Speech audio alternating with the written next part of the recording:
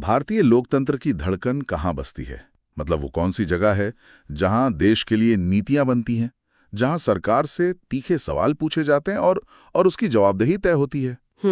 आज हम उसी जगह यानी भारतीय संसद की दुनिया की गहराई से पड़ताल करने वाले हैं। बिल्कुल। और देखिए, हमारे पास जो स्रोत है वो भारतीय संसद की पूरी संरचना और उसके कामकाज को परत दर परत समझाते हैं। तो आज हमारा मिशन सिर्फ ये बताना नहीं है कि संसद क्या है, बल्कि ये समझाना है कि ये काम कैसे करती है और इसका हमारी जिंदगी पर क्या असर पड़ता है। जी, हम इसके अंगों को समझेंगे, सीटों का जो पूरा गणित है उसे देखेंगे और हाँ, लोकसभा अध्यक्ष की शक्तियों को भी समझेंगे। ये समझना तो बहुत जरूरी है, क्योंकि संसद में लिए गए फैसले ही तो तय करते हैं कि देश किस दिशा में जाएगा। सही बात है। तो चलिए शुरू से शुरू करते हैं। जब हम संसद कहते हैं तो इसका असल में मतलब क्या होता है? क्या ये सिर्फ दिल्ली की वो गोल या अब तिकोनी इमारत है? हाँ, ये एक आम धारणा है, लेकिन संसद सिर्फ एक इमारत नहीं है। भारतीय संविधान का जो अनुच्छेद 79 है, उसके मुताबिक संसद के 3 अंग हैं। 3 अंग? जी, राष्ट्रपति, राज्यसभा और लोकसभा, इन तीनों को मिलाकर ही भारत की विधायिका मतलब संसद बनती है। अच्छा, राष्ट्रपति भी संसद का हिस्सा हैं। ये थोड़ा चौंकाने वाला है। हाँ, वो इसका एक अभिन्न अंग है, क्योंकि दोनों सदनों से पास हुआ कोई भी बिल उनकी सहमति के बिना कानून बन ही नहीं सकता। ओके, तो ये 3 हिस्से हैं और आपने अनुच्छेदों का जिक्र किया। 79 फिर राज्यसभा और लोकसभा के लिए भी अलग अलग होंगे। इन्हें याद रखना तो थोड़ा मुश्किल हो सकता है। लेकिन हमारे स्रोतों में एक बहुत ही मजेदार ट्रिक बताई गई है। अच्छा। हाँ, एक एक्रोनिम है सरला। सरला? जी, स से संसद, जिसका जिक्र अनुच्छेद 79 में है, र से राज्यसभा, जो अनुच्छेद 80 में आता है, और ला से लोकसभा, जिसका वर्णन अनुच्छेद 81 में है। अरे वाह, सरला 79, 80, 81, ये तो सच में काफी आसान है। तो अब इन 2 सदनों पर आते हैं, राज्यसभा और लोकसभा। हम अक्सर सुनते हैं उच्च सदन, निम्न सदन। इनमें बुनियादी फर्क क्या है? ये बहुत अच्छा सवाल है। देखिए, राज्यसभा जैसा कि नाम में ही है, राज्यों की सभा है। इसे उच्च सदन या बड़ों का सदन भी कहते हैं। इसका काम क्या है? इसका मुख्य उद्देश्य संसद में राज्यों के हितों का प्रतिनिधित्व करना है, और इसके सदस्य सीधे जनता नहीं चुनती। तो फिर कौन चुनता है? उन्हें राज्यों की विधानसभाओं के सदस्य चुनते हैं, और यह एक स्थायी सदन है जो कभी भंग नहीं होता। मतलब ये एक तरह का सेफ्टी वॉल्व है जो शायद लोकसभा की जल्दबाजी में लिए गए फैसलों पर एक बार फिर से नजर डालता है। आपने बिल्कुल सही समझा। ये एक तरह से दोबारा विचार करने वाला सदन है। वहीं दूसरी तरफ लोकसभा को निम्न सदन या चर्चित सदन करते हैं। चर्चित सदन? हाँ, क्योंकि ये सीधे जनता का सदन है। इसके सदस्य पूरे देश की जनता द्वारा सीधे तौर पर चुने जाते हैं, और ये अस्थायी है। और इन सदनों की इमारतें भी, वो भी अपने आप में इतिहास का एक हिस्सा हैं। हमारे स्रोतों में इनके आर्किटेक्ट्स का भी जिक्र है ना? जी हाँ, पुराना संसद भवन, जिसे अब संविधान सदन कहते हैं, उसे एडविन लुटियंस और हर्बर्ट बेकर ने डिजाइन किया था। और नया वाला? और जो नया संसद भवन है, उसके वास्तुकार है विमल पटेल। तो ये सिर्फ वास्तुकला का बदलाव नहीं, एक तरह से एक पीढ़ीगत बदलाव को भी दिखाता है। सही बात है। इमारतें बदलती हैं, लेकिन इनके अंदर जो शक्ति का खेल है वो तो सीटों की संख्या से तय होता है। बिल्कुल। चलिए इसी गणित को समझते हैं। राज्यसभा से शुरू करें। वहां कितनी सीटें हैं और वे भर्ती कैसे हैं? राज्यसभा में अधिकतम 250 सदस्य हो सकते हैं। फिलहाल ये संख्या 245 है। ओके। इनमें से 233 सदस्य तो राज्यों और कुछ केंद्र शासित प्रदेशों की विधानसभाओं से चुने जाते हैं, लेकिन जो बाकी 12 सदस्य हैं वो बहुत खास हैं। वो 12 सदस्य कौन हैं? क्या वे भी राजनेता होते हैं? नहीं, और यही इसकी खूबसूरती है। इन 12 सदस्यों को भारत के राष्ट्रपति मनोनीत करते हैं। अच्छा। ये वे लोग होते हैं जिन्होंने कला, साहित्य, विज्ञान या समाज सेवा जैसे क्षेत्रों में असाधारण काम किया हो। ये तो बहुत दिलचस्प है। मतलब संसद में सिर्फ राजनेता ही नहीं, बल्कि समाज के एक्सपर्ट्स की आवाज भी सुनी जाए। जी, संविधान की मंशा यही थी। तो ये हुई राज्यसभा की बात। अब आते हैं उस सदन पर जहां असली राजनीतिक घमासान होता है, लोकसभा। वहां सीटों का गणित क्या कहता है? लोकसभा में अधिकतम 550 सीटें हो सकती हैं। पहले ये संख्या 552 थी, लेकिन एक हालिया बदलाव के बाद ये कम हो गई है। अच्छा, अभी कितनी है? वर्तमान में 543 सीटों पर चुनाव होता है। इनमें से 524 सदस्य राज्यों से आते हैं और 19 केंद्र शासित प्रदेशों से। आपने कहा कि संख्या 552 से 550 हो गई। जी, ये 2 सीटें कहाँ गए? ये एक बहुत महत्वपूर्ण बदलाव है।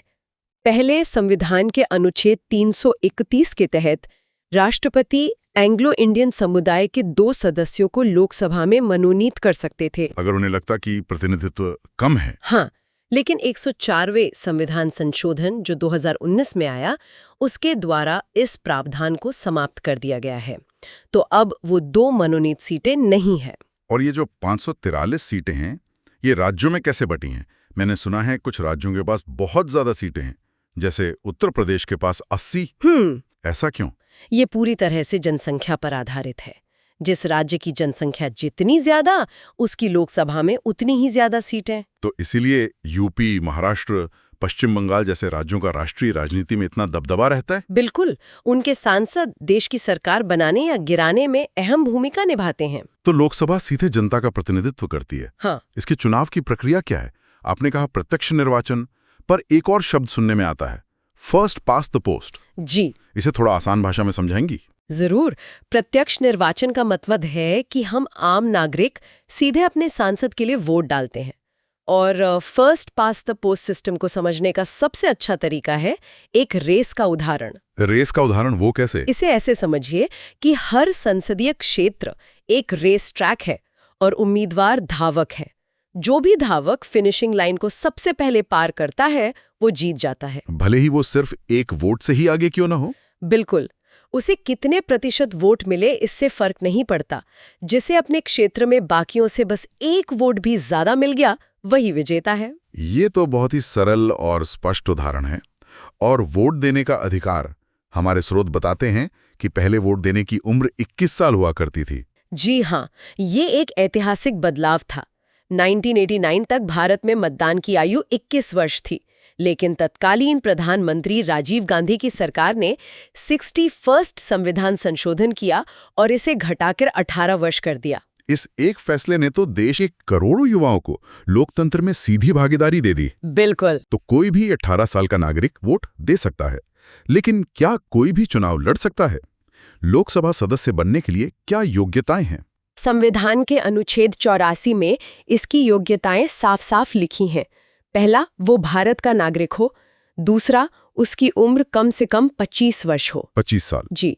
और तीसरा, वो सरकार के अधीन किसी लाभ के पद पर ना हो। इसके अलावा कुछ अयोग्यताएं भी हैं, जैसे कि वो दिवालिया या मानसिक रूप से अस्वस्थ न हो। और आपराधिक मामलों का क्या? अगर किसी पर कोई केस हो तो? इस पर कानून बहुत स्पष्ट है। जन प्रतिनिधित्व कानून के अनुसार अगर किसी व्यक्ति को किसी अपराध में 2 साल या उससे ज्यादा की सजा हो जाती है, तो वो चुनाव नहीं लड़ सकता। सजा की अवधि के दौरान? सजा की अवधि और उसके बाद 6 साल तक। ये राजनीति के अपराधीकरण को रोकने के लिए एक महत्वपूर्ण प्रावधान है। ठीक है, अब लोकसभा के कार्यकाल की बात करते हैं। यह 5 साल का होता है, ये तो हम सब जानते हैं। पर क्या ये हमेशा से 5 साल का था? नहीं, और इसका भी एक दिलचस्प इतिहास है। 1976 में आपातकाल के दौरान इंदिरा गांधी सरकार ने 42वें संशोधन से लोकसभा का कार्यकाल 5 साल से बढ़ाकर 6 साल कर दिया था। अच्छा। जी, लेकिन जब 1977 में जनता पार्टी की सरकार आई, तो उसने 44वें संशोधन के द्वारा इसे वापस 5 साल कर दिया, जो आज तक लागू है। वाह, तो कार्यकाल भी राजनीतिक उठापटक का गवाह रहा है। तो इतनी बड़ी सभा, 543 सदस्य, इस पूरे सदन की कार्यवाही को कौन चलाता है? कौन तय करता है कि कौन बोलेगा, कब बोलेगा? मतलब कोई अंपायर या रेफरी होता है? बिल्कुल, आप उन्हें सदन का अंपायर कह सकते हैं। ये जिम्मेदारी होती है लोकसभा अध्यक्ष यानी स्पीकर और उपाध्यक्ष यानी डिप्टी स्पीकर की। इनका जिक्र अनुच्छेद 93 में है शायद। जी, अनुच्छेद 93 में लोकसभा के सदस्य अपने पहले ही सत्र में अपने में से ही किसी एक को अध्यक्ष और एक को उपाध्यक्ष चुनते हैं। तो क्या वे स्पीकर के तौर पर कोई अलग शपथ लेते हैं? अध्यक्ष और उपाध्यक्ष स्पीकर या डिप्टी स्पीकर के तौर पर कोई अलग शपथ नहीं लेते। वो सिर्फ सदन के सदस्य के रूप में ही शपथ लेते हैं। तो स्पीकर की शक्तियां क्या हैं? क्या वो सिर्फ बहस को मॉडरेट करते हैं या उनके पास कुछ विशेष अधिकार भी होते हैं? उनकी भूमिका सिर्फ मॉडरेटर की नहीं, बल्कि सदन के संरक्षक की है। उनके पास बहुत व्यापक शक्तियां हैं। सबसे पहले तो सदन की कार्रवाई शांतिपूर्ण और व्यवस्थित ढंग से चले, ये सुनिश्चित करना उनका काम है। और अगर सदन में सदस्य ही कम हो तो? हाँ, अगर सदन में गणपूर्ति यानी कोरम पूरा न हो तो वे सदन को स्थगित कर सकते हैं। कोरम? इसका क्या मतलब है? कोरम का मतलब है सदन की कार्रवाई चलाने के लिए जरूरी सदस्यों की न्यूनतम संख्या। कितनी होती है? लोकसभा के मामले में ये कुल सदस्यों का 10वां हिस्सा, यानी लगभग 55 सदस्य हैं। अगर इससे कम सांसद मौजूद हैं तो स्पीकर सदन की कार्रवाई नहीं चलने देंगे। इसके अलावा एक बहुत ही दिलचस्प शक्ति है निर्णायक मत यानी कास्टिंग वोट की। वो क्या है? आमतौर पर स्पीकर किसी भी मुद्दे पर वोट नहीं देते, लेकिन अगर किसी बिल पर पक्ष और विपक्ष में बराबर बराबर वोट पड़ जाए, मतलब टाई हो जाए, तब स्पीकर अपना वोट देकर फैसला करते हैं। जी, उस एक वोट में बहुत बड़ी ताकत होती है। तो उनका एक वोट नतीजा बदल सकता है? हमारे स्रोतों में एक और बहुत बड़ी शक्ति का जिक्र है धन विधेयक या मनी बिल को लेकर। हाँ, ये स्पीकर की शायद सबसे बड़ी शक्तियों में से एक है। वो क्या है? कोई विधेयक धन विधेयक है या नहीं, यह तय करने का अंतिम अधिकार सिर्फ और सिर्फ लोकसभा अध्यक्ष के पास है और उनके निर्णय को किसी भी अदालत में चुनौती नहीं दी जा सकती। पर इसका असली मतलब क्या है? ये इतना महत्वपूर्ण क्यों है? देखिए, ये इसलिए महत्वपूर्ण है क्योंकि धन विधेयक को राज्यसभा खारिज नहीं कर सकती। वो सिर्फ 14 दिनों के लिए उस पर चर्चा कर सकती है या सुझाव दे सकती है, जिसे मानना या ना मानना लोकसभा पर है। बिल्कुल। और यहीं पर यह शक्ति थोड़ी विवादास्पद हो जाती है। हमारे स्रोत बताते हैं कि अतीत में ऐसे आरोप लगे हैं कि सरकारें कभी-कभी सामान्य विधेयकों को भी धन विधेयक के रूप में प्रमाणित करवा लेती हैं ताकि राज्यसभा को बाईपास किया जा सके। ये तो वाकई बहुत गंभीर मामला है। ये तो लोकतंत्र में नियंत्रण और संतुलन के सिद्धांत के खिलाफ हो सकता है। हाँ, ये एक बड़ी बहस का केंद्र है। इसके अलावा भी स्पीकर के पास कोई शक्तियां हैं? हाँ, कई और हैं। जैसे दल बदल विरोधी कानून के तहत किसी सदस्य को अयोग्य ठहराने का फैसला भी स्पीकर ही करते हैं। अच्छा। और जब किसी विधेयक पर दोनों सदनों में गतिरोध हो जाता है और राष्ट्रपति एक संयुक्त बैठक बुलाते हैं, तो उस बैठक की अध्यक्षता भी लोकसभा अध्यक्ष ही करते हैं। राज्यसभा के सभापति नहीं? नहीं, लोकसभा अध्यक्ष। ये भी लोकसभा की वरीयता को दिखाता है। इस पद पर बैठे लोगों से जुड़े कुछ दिलचस्प तथ्य भी हमारे स्रोतों में हैं। जैसे भारत के पहले स्पीकर कौन थे? भारत के पहले लोकसभा अध्यक्ष थे GV मावलंकर, जिन्हें लोकसभा का जनक भी कहा जाता है। और पहली महिला अध्यक्ष? पहली महिला अध्यक्ष थीं मीरा कुमार। और एक बहुत ही अनूठा तथ्य ये है कि नीलम संजीव रेड्डी एकमात्र ऐसे व्यक्ति हैं जो पहले लोकसभा अध्यक्ष रहे और बाद में भारत के राष्ट्रपति बने। वाह, ये तो कमाल का फैक्ट है। मतलब एक व्यक्ति जो सदन का अंपायर था, वो बाद में देश का राष्ट्रपति भी बना। जी। तो अब तक की बातचीत से ये तो साफ है कि लोकसभा ज्यादा शक्तिशाली है। क्या कुछ ऐसे नियम हैं जो इसे साफ तौर पर राज्यसभा से ऊपर रखते हैं? हाँ, संविधान में ही कुछ ऐसी व्यवस्थाएं हैं। सबसे महत्वपूर्ण है अनुच्छेद 75(3). वो क्या कहता है? उसके अनुसार मंत्रिपरिषद यानी सरकार सामूहिक रूप से केवल और केवल लोकसभा के प्रति उत्तरदायी होती है, राज्यसभा के प्रति नहीं।